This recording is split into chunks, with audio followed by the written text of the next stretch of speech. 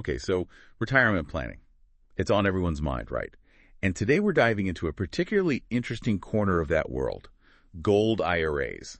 They're kind of like the Indiana Jones of retirement planning, a little adventurous, a little mysterious. Right. And to help us navigate this, we're digging into a recent article from Gold IRA Blueprint.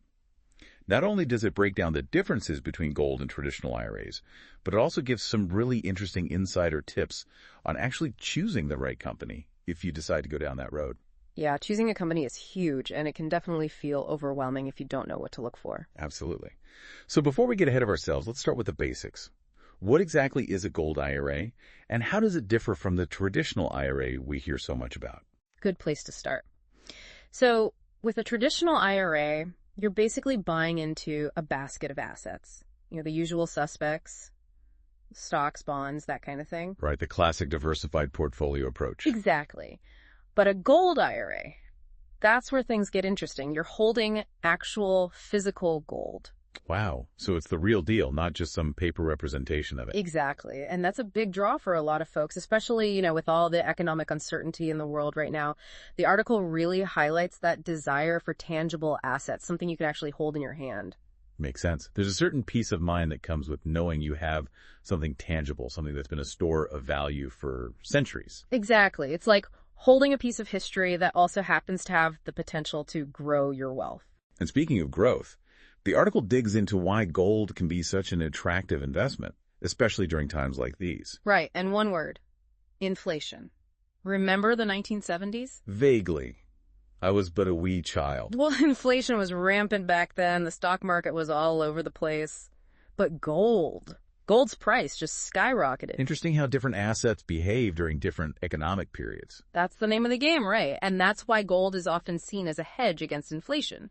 It tends to hold its value when other assets, like those in a traditional IRA, might take a hit. So in a way, adding gold to your portfolio is like diversifying your investments across time, not just asset classes, which is fascinating to think about. Exactly. It adds a whole other dimension to the idea of diversification. Okay, so we've talked about the tangible nature of gold, the inflation hedge, but there's another big piece of the puzzle we haven't touched on yet. Taxes.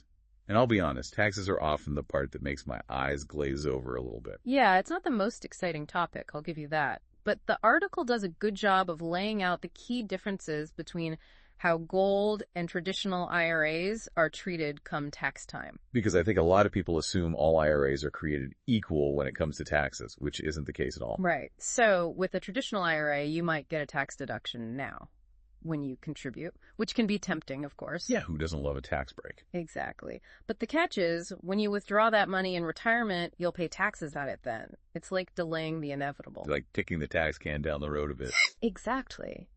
Now, with a gold IRA, you don't get that upfront tax break when you contribute. However, and this is important, depending on future tax law and your own withdrawal strategy, you could potentially pay lower taxes when you do withdraw your funds in retirement. Okay, so it's all about timing and potentially benefiting from a different tax scenario down the road. Precisely. And that's where things get really interesting because everyone's situation is different. What makes sense for one person might not for another. It's not a one-size-fits-all kind of thing. Not at all. And to make it even more interesting, the article also briefly mentioned Roth IRAs. Oh, right. Another flavor of IRA. And they have a whole different tax advantage altogether. It's definitely worth another deep dive to explore Roth IRAs, especially if you're looking for even more diversification, even from a tax perspective, within your retirement plan. It's like the IRA family tree, each with its own unique characteristics. But let's bring it back to gold IRAs for a sec. We've talked taxes, but the article also spends a good chunk of time on everyone's favorite topic, risk, specifically diversification.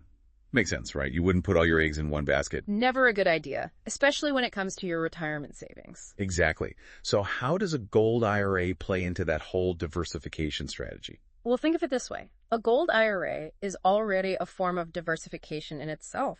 Because you're diversifying outside the stock market, right? Yeah.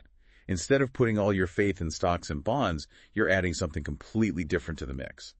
Exactly. And that's key because when the stock market takes a nosedive, as it's prone to doing every now and then. The joys of market volatility. Right. But gold often does the opposite. It zigs while everything else zags. Interesting. So it's like having a bit of a buffer, a safety net, in case things get turbulent in the rest of your portfolio. Exactly. It's like that steady friend who stays calm during a crisis while everyone else is freaking out. Which can be very comforting when you're thinking about your retirement nest egg. But what about diversification within a traditional IRA?